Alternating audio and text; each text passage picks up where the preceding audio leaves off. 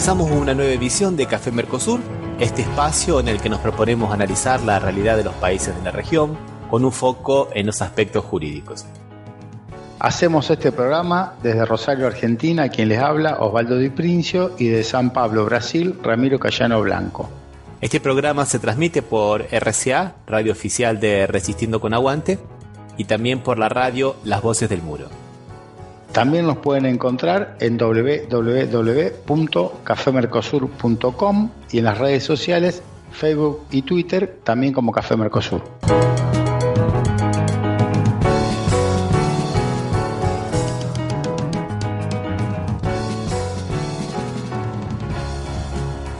Aquí estamos en el nuevo encuentro de Café Mercosur con Daniela Burrini y Osvaldo Di Princio. ¿Cómo les va, gente? Tal, ¿cómo va, Daniela? ¿Cómo te va, Ramiro? Hola chicos, ¿cómo les va? ¿Cómo están? Muy, pero muy bien. Vamos a comenzar entonces con una buena noticia, con una adentro.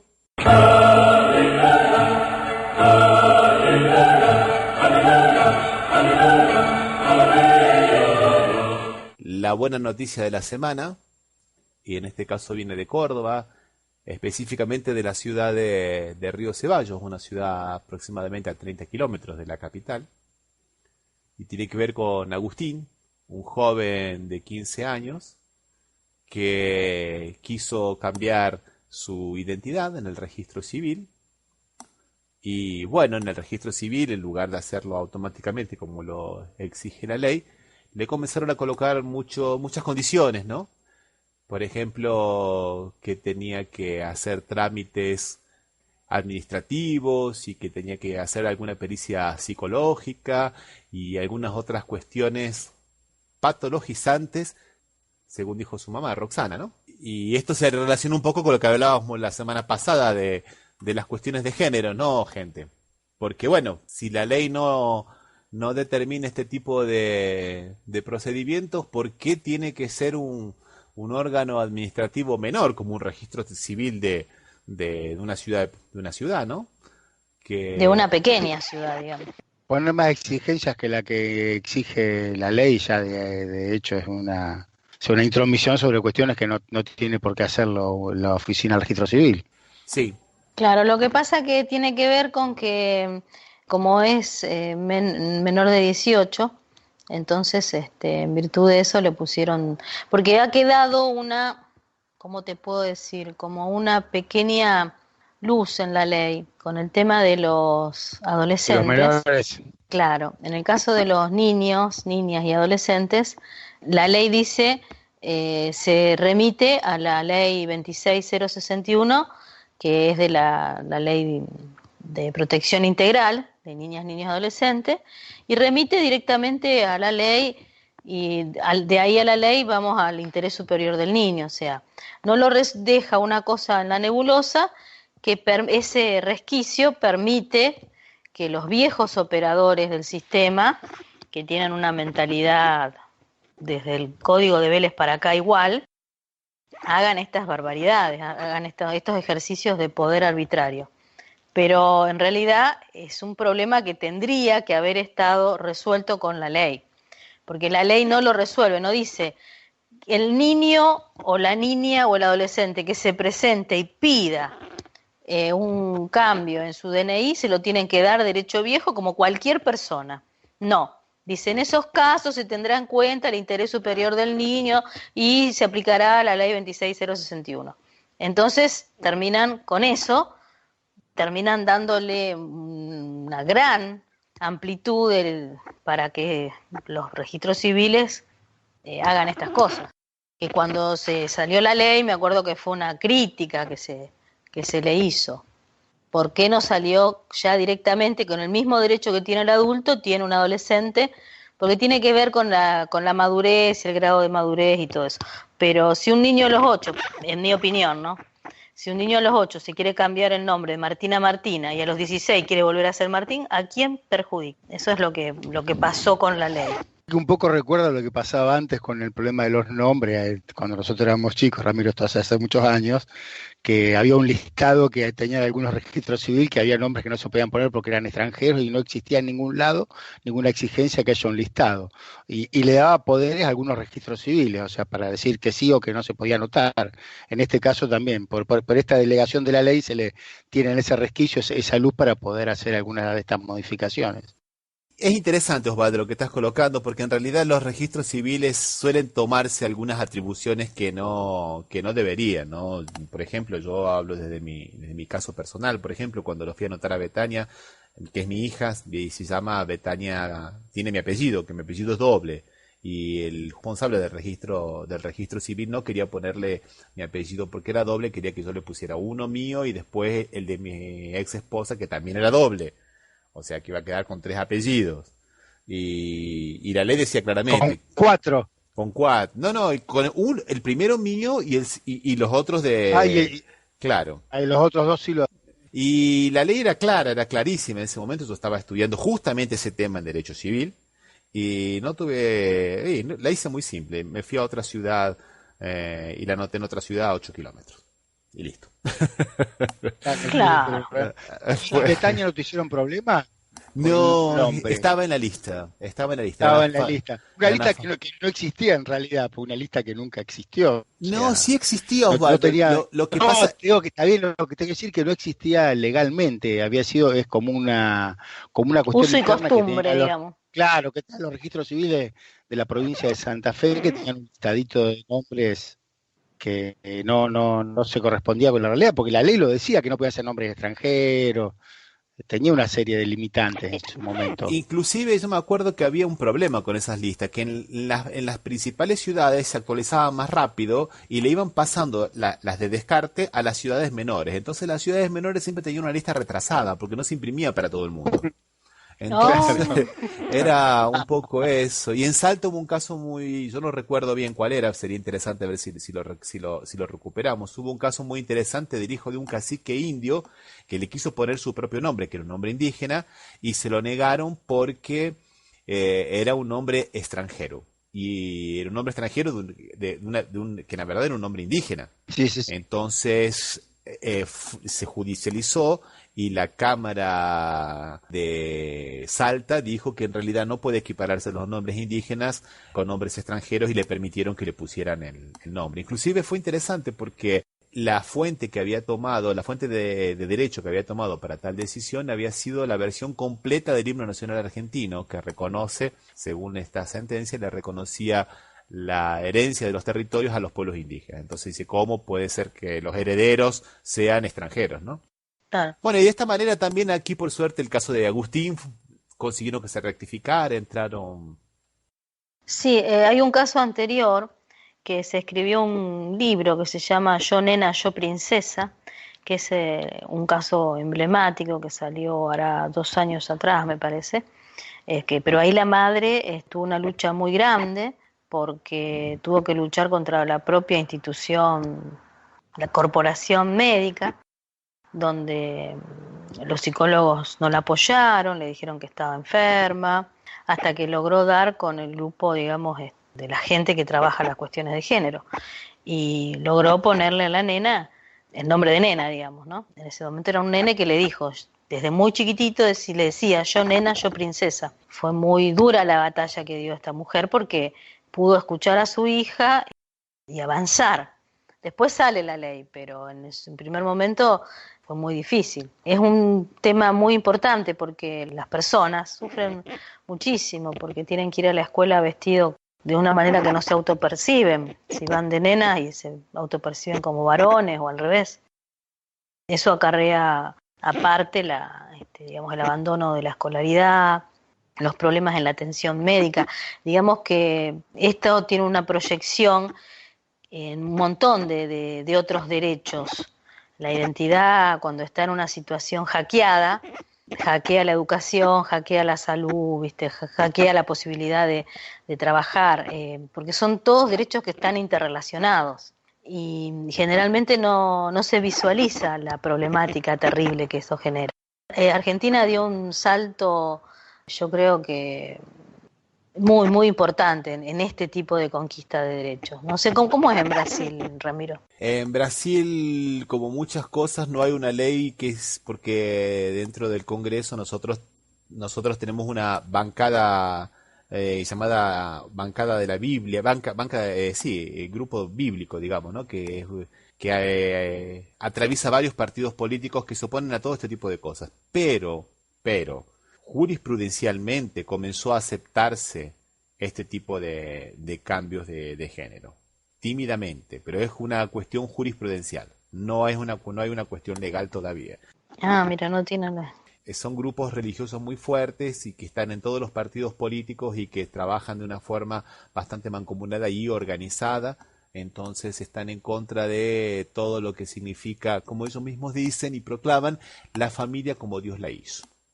Así, de esa manera.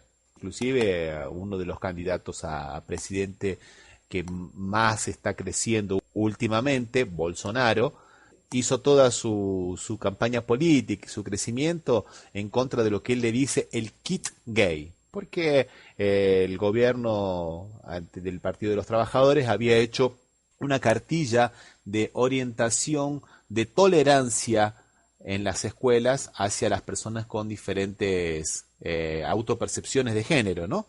Y él salió a denunciar que es el kit gay. Suena gracioso. Sí, Sí, me acuerdo que totalmente. había una candidata a presidente cuando fue Dilma, la que era el partido del PT era originalmente, que estaba en la zona de la defensa del medio ambiente, Sí, Marina da Silva. que en su momento habló algo sin ser que explícita sobre el aborto y medio que le cayeron las iglesias estas electrónicas y entonces se tuvo que retractar, ¿no fue así? Sí, sí, sí, exactamente, sí, sí, sí, sí, sí, sí, O sí. sea, se ve que tienen mucha influencia estas iglesias electrónicas, estas Pare de Sufrir, todas esas, ¿no? Son y de varias, ¿no? Y trabajan de una forma, como les decía, más o menos organizadas y por eso las cosas no pasan. Bueno, y volviendo al caso de Agustín, que también se identificó con lo que le pasaba y en un primer momento quería dejar de ir a la escuela porque, como decía Claro. Daniela, ¿no? O sea, tenía ese problema. Después los compañeros le empezaron a hacer el aguante, como él dice,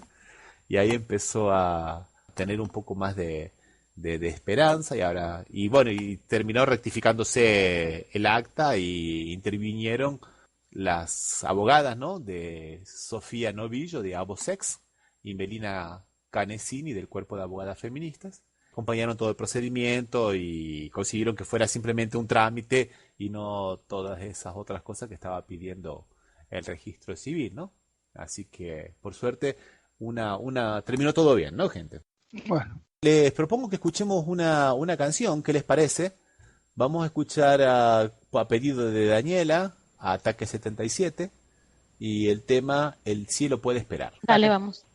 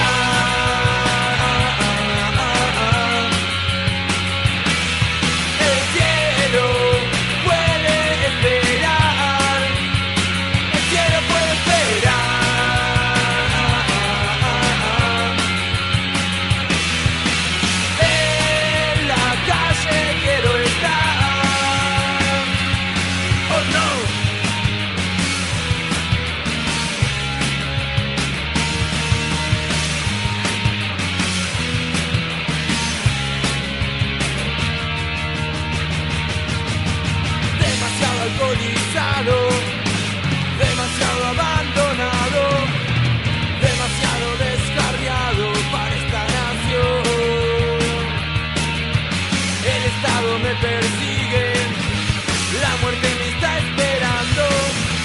Tengo un lugar reservado en el cementerio. El cielo puede esperar.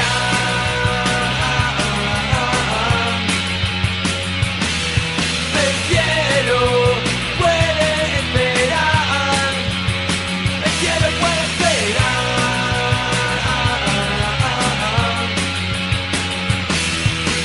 En la calle quiero estar. Oh no.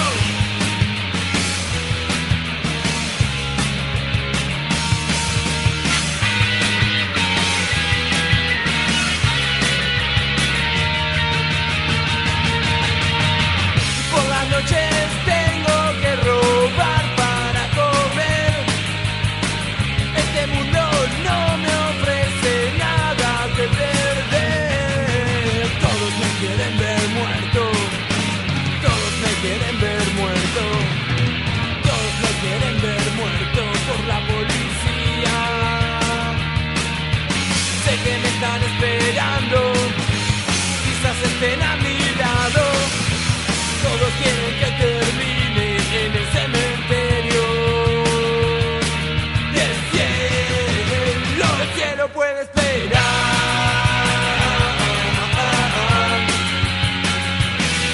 El cielo puede esperar.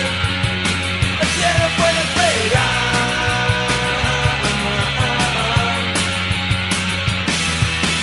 El infierno es mi lugar. Oh no. Oh no.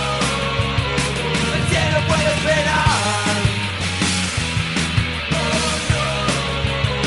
El cielo puede esperar. Oh no. El cielo puede esperar. Oh no. El cielo puede esperar. Bueno, después de escuchar el tema musical que nos propuso Daniela, buen gusto Daniela, te felicitamos. Gracias, chicos. Vamos a hablar de una noticia de terror.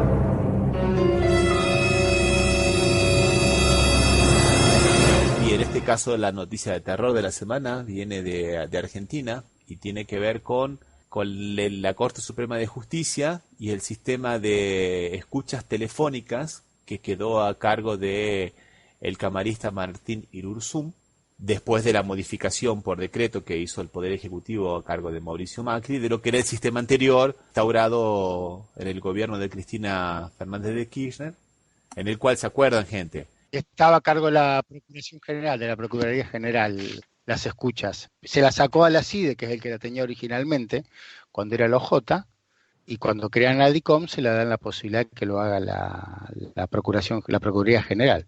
Con más lógica que lo haga un camarista, me parece, ¿no? Claro, con una mucha más lógica jurídica, porque si es la Procuraduría la que va a llevar adelante las investigaciones penales, entonces es lógico que ella sea la que investigue, la que vea qué es lo que se va a investigar y qué es lo que va a aprovechar a las causas o no.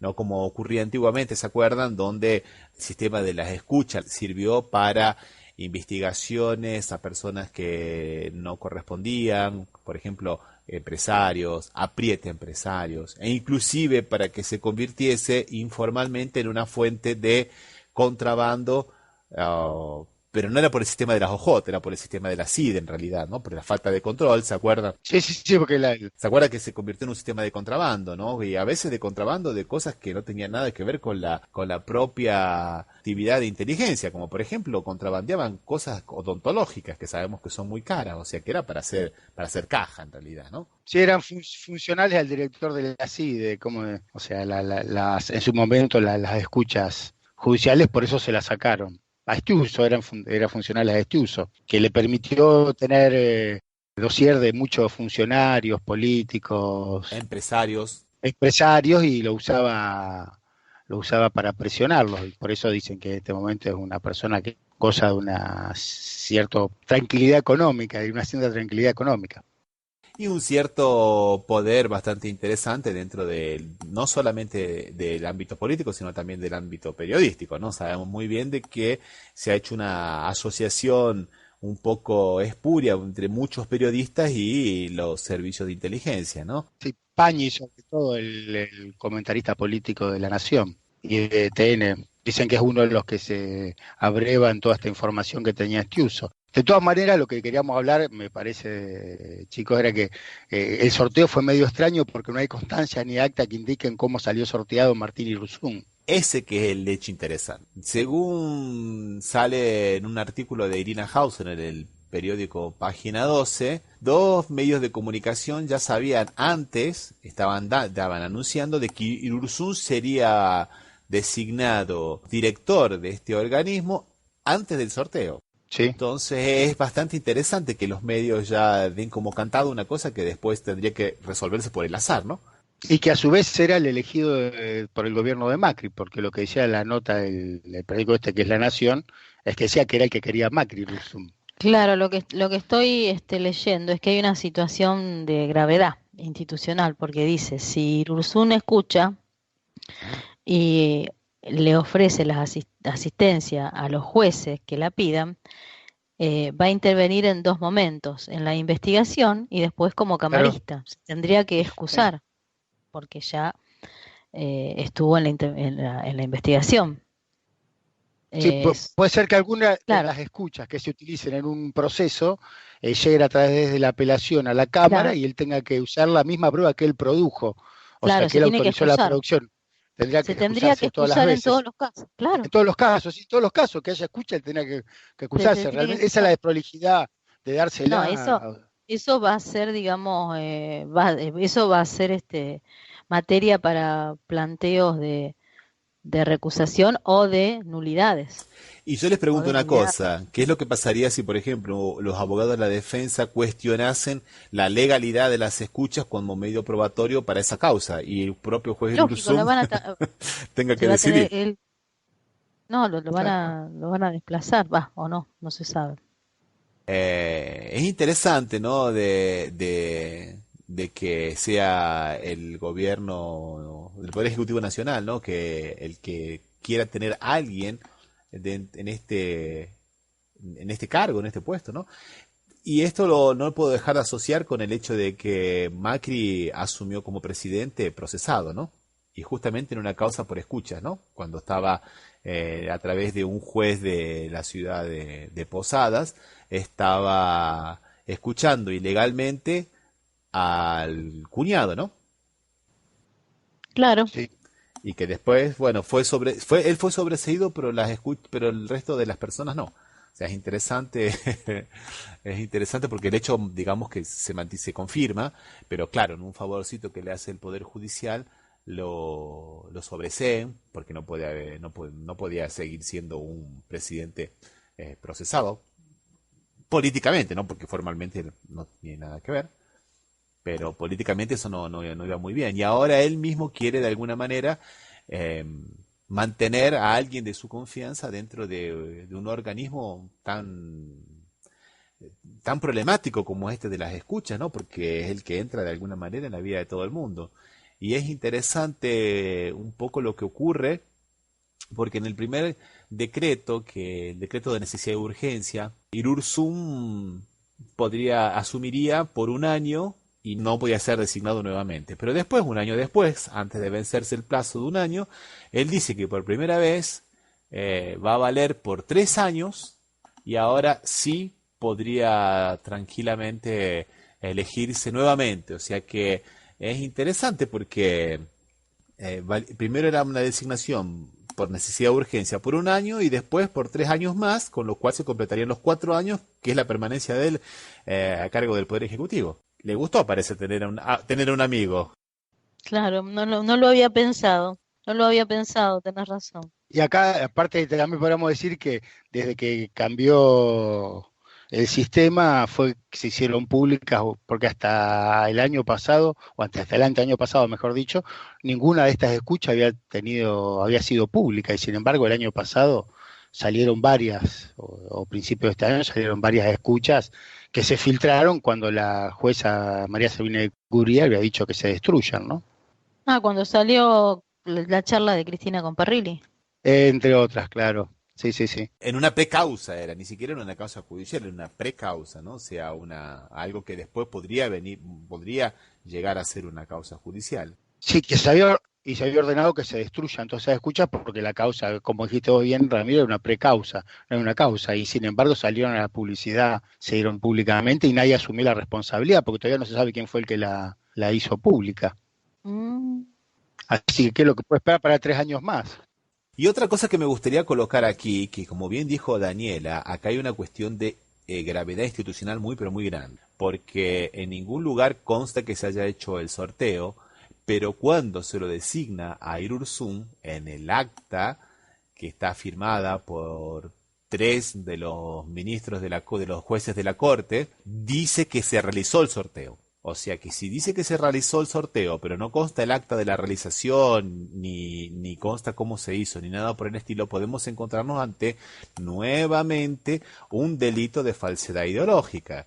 Ya nuestro amigo Lorenzetti no es la primera vez que le pasa. Les pasó el año pasado, ¿se acuerdan? Cuando dijo que Fait había firmado, fue cuando la propia designación de él, ¿se acuerdan? Que dijo que Y Sí. estaba enfermo el viejito, pobrecito. Estaba enfermo, no estaba en el tribunal y sin embargo aparece la firma de él estando presente. Lo que era así, ¿no? Pero eso es el, digamos, el gran poder que tiene el Poder Judicial. Pueden transfigurar almas. La transmigración de las almas existe. ¿En dónde? En el Poder Judicial. Está claro eso. Yo no dudo que hicieron un sorteo. Dijeron salir Zoom. Ese fue el sorteo. ¿A quién ponemos? Dijeron, ¿a quién ponemos? Sí, Ponemos a Irurzun. Irurzun. Ya está. Y eso es ley. Ya está. Sí, No sí, sé sí. no sé qué están discutiendo. No, en realidad un poco también estaba pensando en algunas cosas que ocurren acá en Brasil, estaba pensando en el audio de Parrilli con Cristina, que debe haber sido destruido y salió a la luz solo porque para hacer un poco de ruido político, y me hizo acordar también a las... Y para que se vendan remeras con esa famosa frase. Claro, Sí. Hay exactamente. remeras ahora. La gente lo tomó con mucho humor, bien. Sí, ahí digamos que le salió tiro por la culata. No fue lo que pasó acá en Brasil Sí, cuando el juez Moro divulgó escuchas telefónicas a la expresidenta Dilma Rousseff con el que iba a ser el ministro en su momento, que era Lula da Silva, y sin embargo eso fue echarle gasolina a la hoguera, ¿no? Porque dejó a todo el mundo bastante rabioso y fue, digamos, uno de los últimos momentos del gobierno de Dilma Rousseff, ¿no?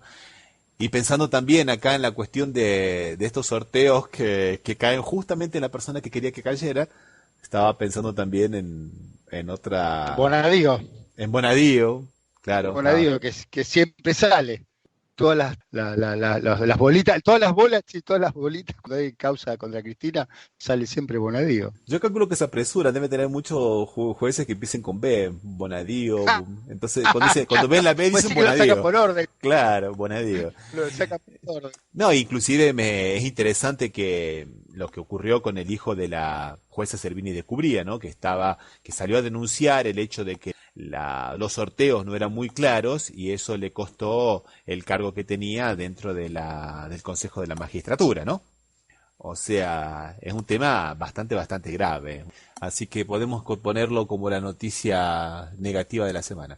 Y después vamos a hablar del tema específico de este programa, que es un poco el racismo dentro de la justicia, tanto en Brasil como en Argentina. Pero antes de eso, y como para ir entrando un poco en tema, yo les propongo que escuchemos un tema musical de un rapero español llamado El Chojín, y que se llama justamente Rap contra el Racismo. ¿Lo escuchamos? Dale. Vamos, dale.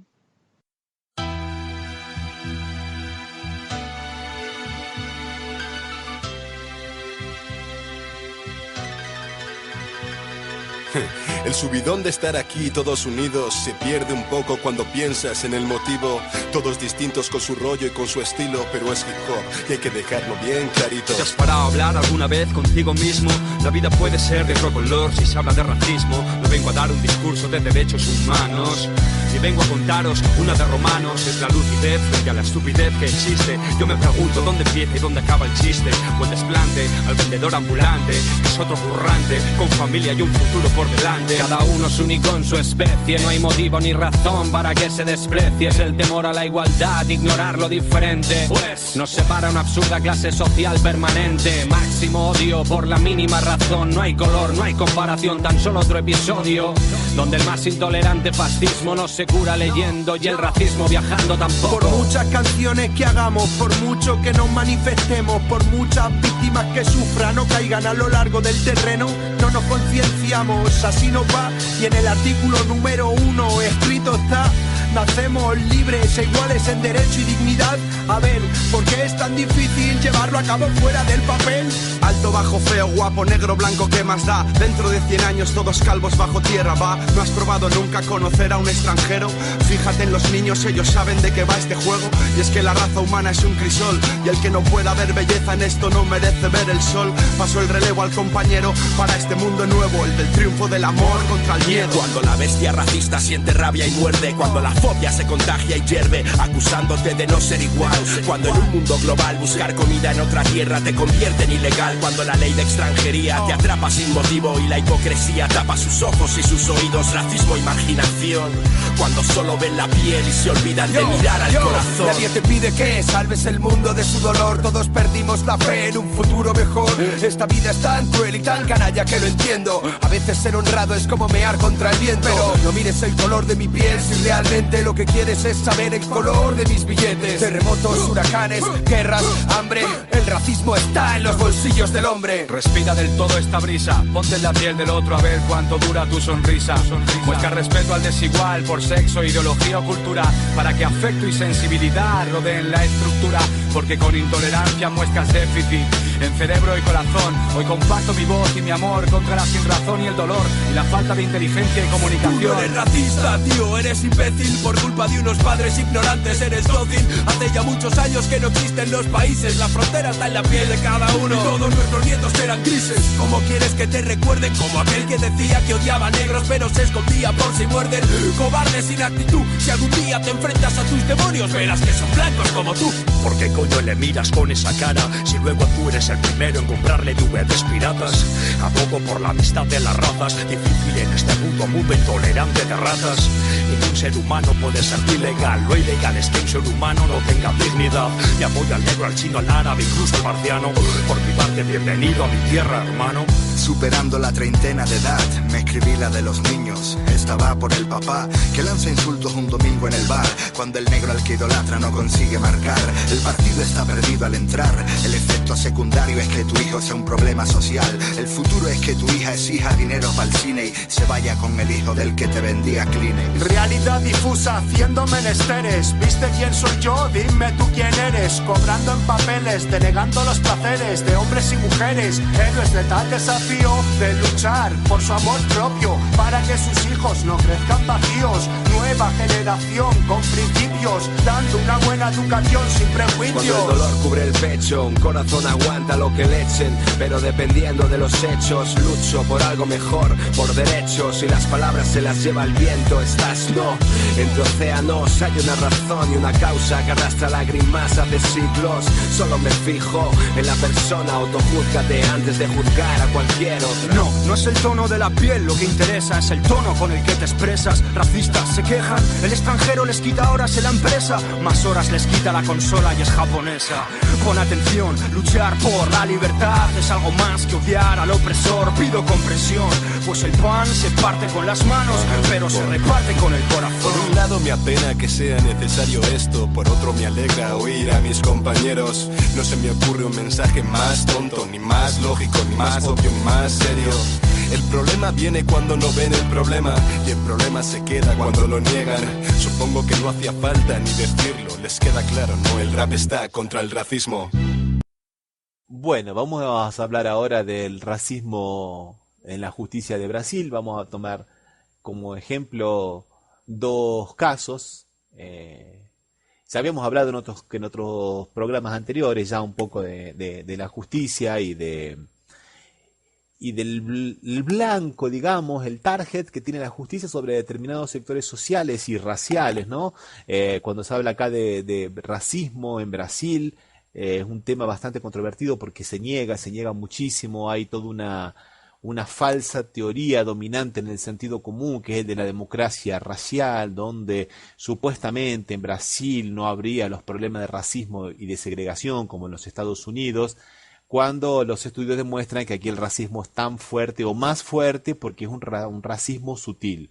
Como dice un antropólogo, los brasileños tienen el prejuicio de no querer tener prejuicios. Entonces se encubre todo ese tipo de cosas y nosotros podemos ver un poco en algunos casos testigos, como el caso que vamos a hablar ahora, el de Rafael Braga, que ya está tomando dimensiones mundiales, por eso también lo traemos aquí, o por ejemplo el otro caso que ya habíamos hablado anteriormente, el caso de Amarildo, que era el de un albañil que desapareció, la policía lo hizo desaparecer en una favela y también tomó dimensiones mundiales, por eso consiguió investigarse y ver lo que pasó. Y ahora el caso de Rafael Braga. ¿Quién es este Rafael Braga?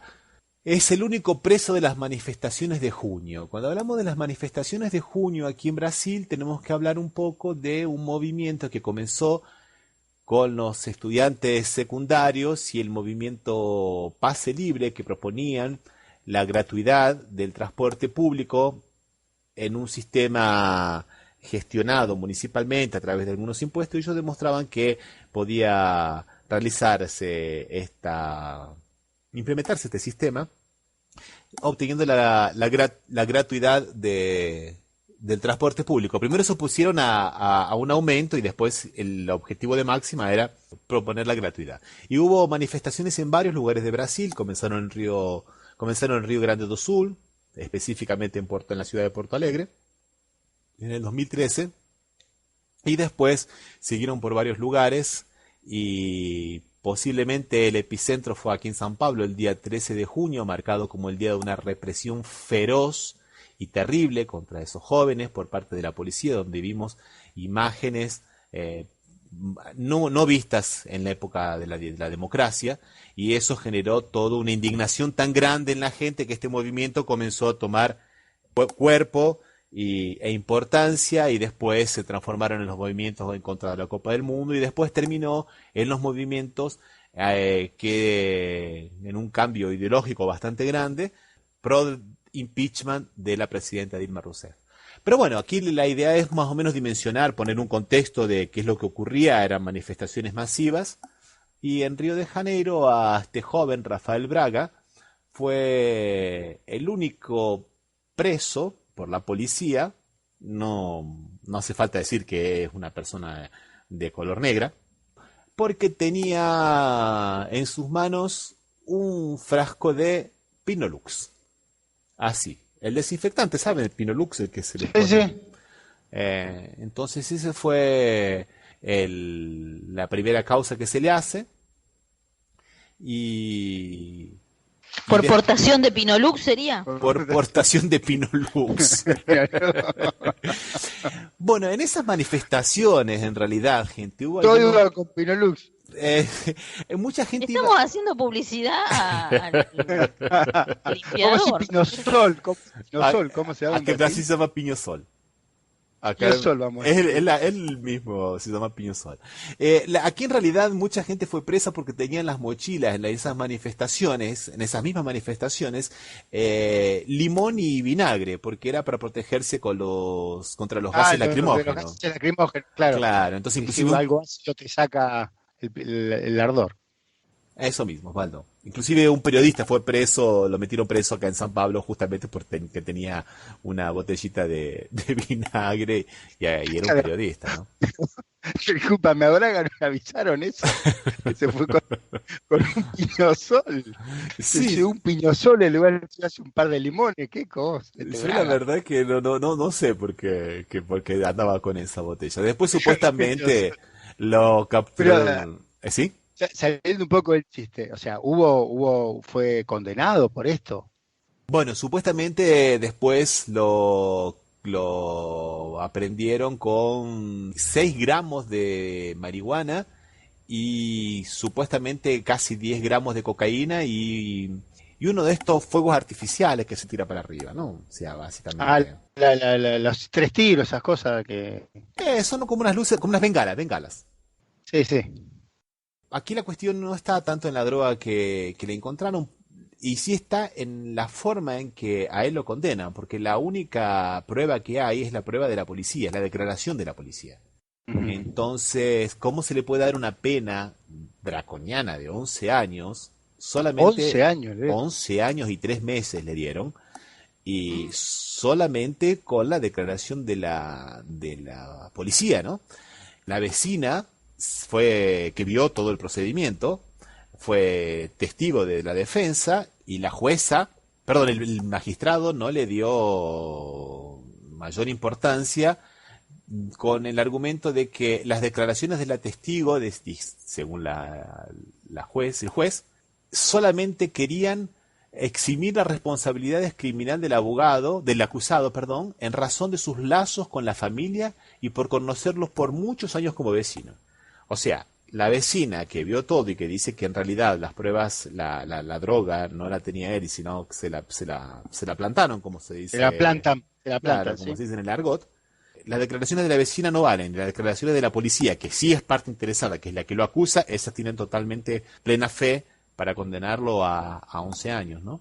¿Eso está apelado o se puede apelar? No, se apeló, inclusive hay un movimiento social muy grande y ya ha pasado a las fronteras de Brasil porque es un caso de racismo explícito, ¿no? Hay una activista que yo estuve inclusive la semana pasada en una conferencia, Djamila Ribeiro, que fue secretaria de Derechos Humanos acá del gobierno de la Municipalidad de San Pablo durante la gestión de Haddad, que era del Partido de los Trabajadores, y que es toda una autoridad en materia de racismo y derechos de las mujeres y dice que bueno, que el caso de Rafael Braga es la prueba del proyecto ideológico del Estado brasilero de el superencarcelamiento. ¿Te acordás que ya habíamos hablado de eso cuando hablamos de las condiciones penales? Sí. Y del autoritarismo. Y la sentencia demuestra que existe un tribunal racial con el objetivo de criminalizar a las personas negras, una vez que las palabras de los policías, absolutamente cuestionables desde todos los puntos de vista, prevalecen sobre la palabra de Rafael, de un testigo ocular. Y bueno, lo que fundamenta esta diferencia es justamente básicamente una base racista, ¿no? Ahí, como eso, muchos otros penalistas han salido criticando esta decisión judicial, ¿no? Porque algunos cuestionan, por ejemplo, la actividad de los policías, porque no tienen la calidad suficiente para ofrecer un conocimiento seguro sobre lo que ellos dicen, sobre los denunciados fácticos. Entonces no pueden servir al objeto de llegar a una decisión justificable que sea la de aceptar que determinado hecho ocurrió, porque ellos son parte interesadas. Claro. En realidad habíamos visto la semana pasada, en el programa anterior, ¿se acuerdan? Que un juez condenó justamente a 3 policías en el estado de Bahía Sí. por haber acusado falsamente a una persona de vender droga, cuando en realidad lo que querían era extorsionarlo y sacarle dinero. Inclusive llegaron a introducirle un palo de escoba en el ano, lo que fue comprobado en el proceso, y eso significó la obligación, perdón, de Bahía, no, de Santa Catarina, la obligación de indemnizar del Estado a esta persona, ¿no? Entonces, la policía no podemos pensar que es la única voz. Es el primer relato, es la primera voz, y claro que tiene valor, pero, gente, la única se hace un poco complicado, ¿no? No sé. Sí, parecería aparte que se lo sobredimensiona un poco los dichos de la policía, como que fuera la prueba más importante y caen la otra, como en el caso de Braga, hacen caer lo que dice la declaración de la vecina, que vio todo lo que pasó. Claro, sí, sí, sí, sí. Y se la desestima casi totalmente a la opinión de la vecina, ¿no? Que era un testigo ocular. Y que lo grave sería que se repiten los casos, ¿no? No solamente en el caso de este pobre hombre. No, se repite en muchos casos, se repite en muchos, pero muchos casos. En el caso que habíamos hablado la semana pasada, esto se comprobó la inocencia de esta persona, justamente cuando después, por otros medios y por otros mecanismos de investigación, se llega a los verdaderos autores del delito, ¿no? Ujú. Pasa muchas veces esto, ¿no? Las personas tienen que salir a ellos, en lugar de ser el Estado el que pruebe la culpabilidad, son los propios acusados los que tienen que demostrar la inocencia, ¿no? Son todos culpables hasta que se pruebe lo contrario, diríamos. Se invirtió la presunción legal. Y bueno, y este tema ya está saliendo un poco ya de lo que es el tema netamente judicial, y está yendo por el lado de lo social y de lo racial. Por eso que podemos colocarlo dentro de este tema, ¿no?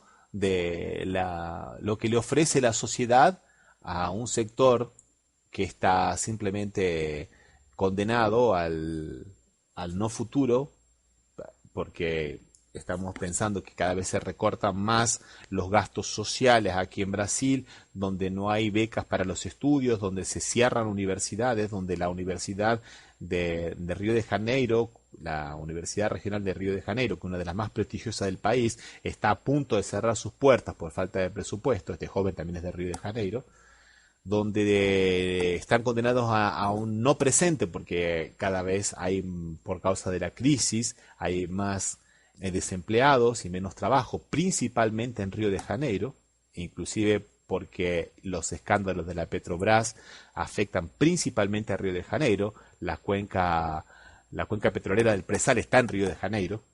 Sí, la marítima frente a la costa de Río, ¿no? Del estado. Claro. Río de Janeiro. Como acá está pasando en Santa Cruz, que al bajar el precio del petróleo también produce ese tipo de consecuencia. La universidad esa que vos decías, Ramiro, de Río de Janeiro, ¿es estatal o privada? Estatal. Es estatal. Los profesores. Para que veas que no pasa solo en Brasil, acá en la Argentina, este segundo semestre, si no hay una mejora salarial, que este año no hubo, no se van a dar clases ni tomar examen. Ajá. O sea que no. O sea que las paralelas se tocan, ¿no? Las paralelas se tocan. Sí. Es una pena, una pena que realmente pase esto. Y bueno, y la única respuesta que parece que el gobierno le da a estos sectores es o la represión policial o el disciplinamiento judicial, ¿no? Digo la represión policial porque como primera etapa, y si no funciona, cae la justicia. Exactamente, porque tiene que ver un poco con lo que se llaman acá en Río de Janeiro las UPP, las unidades pacificadoras, que eran simplemente comisarías móviles de la policía dentro de la favela, ¿no? Y que lo único que hacían era tener un control social a través de la represión, nada más, ¿no? Pero bueno, ese es el caso de Rafael Braga, que por suerte se está visibilizando y está, como les comentaba anteriormente, está consiguiendo trasponer las fronteras acá de Brasil, ¿no? Pero como si eso fuera poco, tenemos otro caso más, que no es este caso no es de Río de Janeiro, esto ocurrió en Mato Grosso do Sul, en la ciudad de Paranaíba, ¿cómo es? Es un municipio que tiene una deuda millonaria y donde los servidores públicos no cobran los sueldos, donde hay edificios públicos abandonados, las calles están destruidas, las guarderías funcionando con innúmeros problemas, y los concejales aprobaron un aumento en sus dietas del 31%. Está bien. La población, se imagina, quedó indignada. Claro, salió a la calle. Geográficamente, ¿dónde estaría ubicado, Ramiro, Mato Grosso do Sul está al lado de Bolivia. Ajá. Está al lado de Bolivia. Está el estado que está en el rinconcito que tiene al sur Paraguay y al oeste, al oeste Bolivia. No parecía, no, desconozco bien esa zona en particular, pero no parecería que fuera una zona pobre, ¿no? ¿O sí? No es una zona pobre, es una zona muy rica en soja, en plantaciones de soja y en explotación pecuaria en ganado, en ganadería. Ujú. Eh, Ganadería. Inclusive nosotros la conocíamos porque en los otros programas, ¿te acuerdas, Osvaldo? Era donde Sí, había problema entre los terratenientes con los indios, ¿no? Que era la sí, sí, expansión de la sí, frontera agropecuaria. la frontera agropecuaria, la agrícola, ganadera, diríamos, implicó que se le sacara la tierra a los verdaderos dueños, o por lo menos los que detentaban por origen la tierra. Sí, no, y son los verdaderos dueños. Lo único que falta es que se termine de delimitar cuál es la porción, pero ya está establecido Ya por está ley establecido. y por la Constitución de que ellos son los verdaderos dueños. Solo falta un acto administrativo burocrático de decir, estos son los 4 mojones y este es el pedazo de tierra que les corresponde, pero ya se sabe cuál es el área y todo lo demás. Falta simplemente eso, la delimitación, el mojonamiento, digamos, ¿no? Sí, o sea, mi pregunta era para decir si era una zona rica o pobre, porque vos decís que la comuna, la municipalidad esa está muy mal económicamente y aparentemente es en un lugar rico, por eso era un poco para saber ubicarme así. Entonces, el 24 de abril, la población se dirigió a la Cámara, al Consejo Deliberante, ¿no? Para acompañar la sesión y también lo hizo un estudiante negro. Había otros negros, ¿no? Pero joven negro solamente este. Y cuando vieron que tenía en sus manos una papaya, alguien de la propia Cámara, del propio Consejo Deliberante, que no se sabe quién, no está Lo identificado, acusó. lo acusó a la Policía Federal de portación de papaya. La papaya es una fruta bastante blanda que se come todos los días aquí en Sí, Brasil. Y lo llevaron preso por portación de papaya. claro, no, realmente. El anterior era guerra bacteriológica, esta no sé cómo será, guerra. Sí. Fito, Guerra fito, biológica, sí. fitobiológica, la guerra. Frutibiológica, no sé Fruta biológica, sí, sí. Así que por eso lo detuvieron, ¿no? Realmente. por eso lo detuvieron. El pobre joven terminó con heridas en la garganta, además de la humillación, de que lo retiraron de un lugar público a la fuerza, y la gente le pedía a la policía que por favor que no se lo llevara porque no estaba haciendo absolutamente nada, ni gritó ni nada por el estilo. Pero bueno, se lo llevaron de alguna manera. Entonces, no podemos dejar de hacer asociación entre lo que le pasó a Rafael Braga con lo que le pasó a este joven, ¿no? O Sí, sea, sí, realmente. Dos abusos policiales que terminaron o sea, y que aparentemente el principal móvil es una cuestión racial. y hay que tener un poco de cuidado, porque la ley de aquí de racismo, a pesar de que la práctica es, como ya les digo, cotidiana y normal, la ley de racismo acá es bastante dura, ¿no? Y tipifica el racismo como cualquier discriminación racial o étnico-racial o toda distinción, exclusión, restricción o preferencia basada en raza, color, descendencia o hasta origen nacional o étnico, que tenga por objeto anular o restringir el reconocimiento, el goce o el ejercicio en igualdad de condiciones de derechos humanos y libertades fundamentales en el campo político, económico, social o en cualquier otro campo de la vida pública o privada. O sea que sabemos que la ley es clarísima, no deja ningún lugar a duda. Esta es una persona que estaba ejerciendo un derecho cívico de asistir a una sesión con una papaya, claro, ¿no? La papaya que le había regalado una amiga, no sabemos hasta dónde. Sí, sí, no, La papaya no puede entrar en el Consejo Deliberante, ¿no? claro, claro. Y le restringieron Problema fitosanitario tiene para el ingreso. Claro, sí, sí. No le demos idea porque son capaces de arguir eso, ¿no? En la próxima Sí, sí. sí, claro. Solo la norma fitosanitaria del Consejo Deliberante de la ciudad y por eso fue detenido. No, realmente. Y todavía, esto fue hace poco, ¿no? Por lo que me decís. Esto fue hace poco, esto ocurrió hace un par de meses atrás, en abril. Esto fue en abril, recién está saliendo ahora, está tomando dimensión ahora. Y no hay sanción, ¿no? Por esto sí, evidentemente, ¿no? Casi nunca hay sanciones, casi nunca hay sanciones. Ese es uno de los grandes problemas, Osvaldo. Por eso que nosotros conmemorábamos tanto el hecho de que el Estado haya reconocido su obligación de indemnizar en el programa anterior, ¿te acordás? Abuso, sí, sí. Porque en El realidad, abuso del propio Estado. claro, en realidad no se condena, Osvaldo. No se condena. Lamentablemente no se condena. Lo primero que hacen es separan a los agentes y los dejan para hacer que hagan tareas administrativas. Cuando se enfría la cosa, vuelven a la normalidad. Así que. Bueno, ¿y qué les parece si escuchamos ahora un tema musical? Ya que hablamos del racismo en Brasil, vamos a escuchar un tema en portugués. Vamos a escucharlo al cantante Gabriel O Pensador y un tema que se llama justamente Racismo é burrice, o llamado en portugués, el racismo es una burrada. Una burrada. Y vamos aprovechando también para despedirnos porque se nos ha acabado el tiempo del programa de hoy. Y les recordamos que este programa sale en duplex por RCA, Radio Oficial de Resistiendo con Aguante, y Las Voces del Muro. Y también pueden escuchar los programas anteriores en nuestra página de internet www.cafemercosur.com. Y en las redes sociales también como Café Mercosur. Un abrazo, Daniel, un abrazo, Osvaldo. Hasta la próxima. Hasta la próxima, chicos.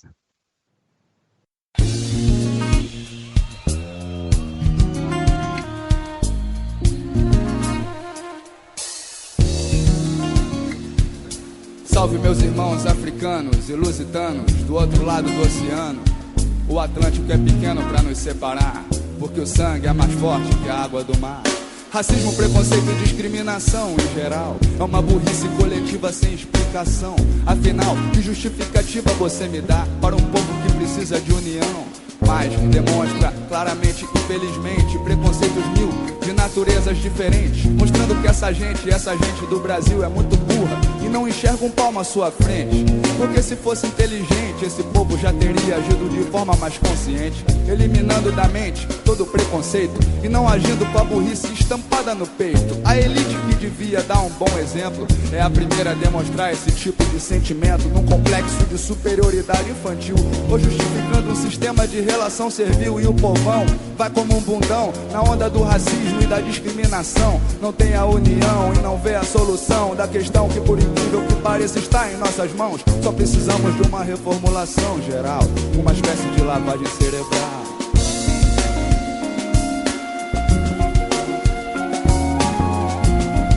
Racismo é burrice. Não seja um imbecil, não seja um ignorante, não se importe com a origem ou a cor do seu semelhante. O que importa se ele é nordestino e você não? O que importa se ele é preto e você branco?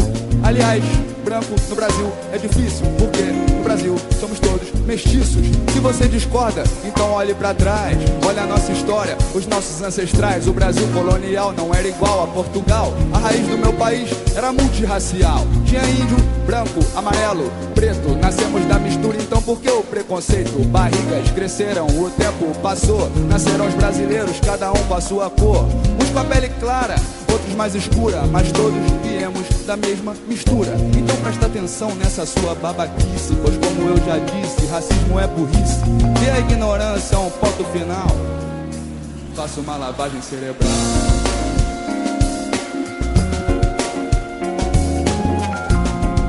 Racismo é burrice.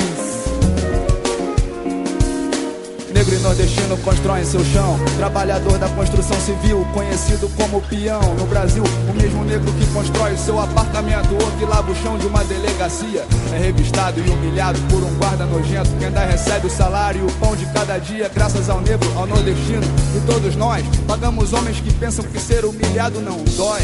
O preconceito é uma coisa sem sentido. Tire a burrice do peito e me dê ouvidos.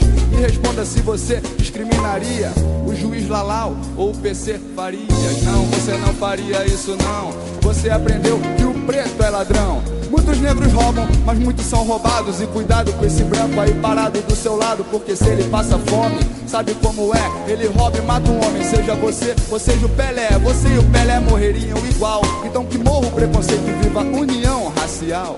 Quero ver essa música você aprender e fazer a lavagem cerebral.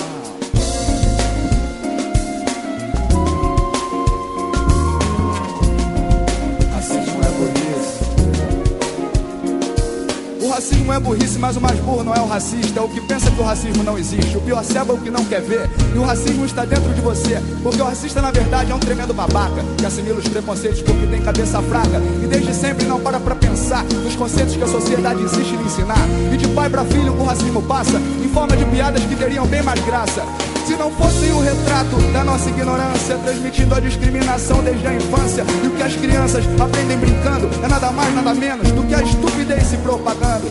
Nenhum tipo de racismo, eu digo, nenhum tipo de racismo se justifica, ninguém explica.